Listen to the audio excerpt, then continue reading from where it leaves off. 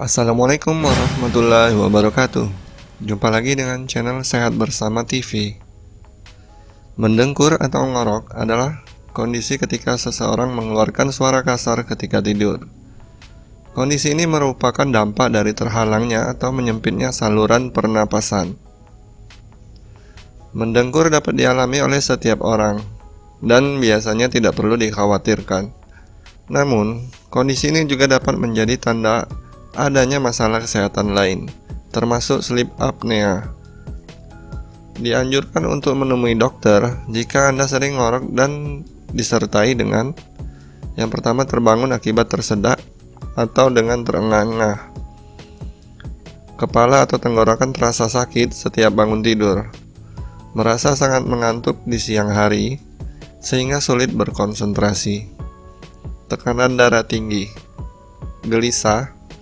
Muncul rasa nyeri pada dada.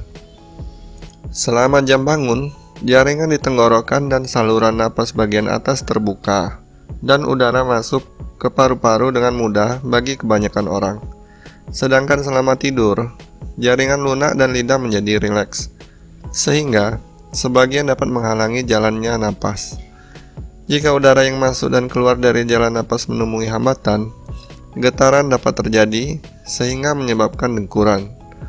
Faktor yang dapat menyebabkan mendengkur meliputi merokok, minum alkohol, menggunakan depresan atau pelemas otot lainnya, tidur terlentang, pilek atau alergi, septum yang menyimpang atau fitur struktural lainnya, usia parubaya, laki-laki, masa kehamilan, karakteristik genetik yang mempengaruhi struktur mulut dan tenggorokan.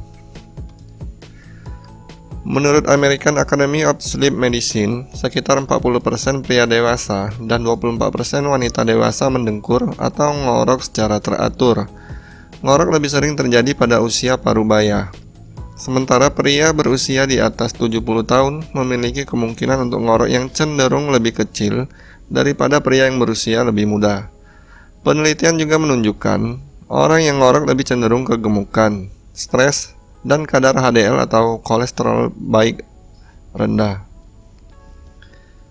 Akan lebih parah jika seseorang menderita sleep apnea, yaitu kondisi yang membuat pernapasan kerap terhenti saat terlelap.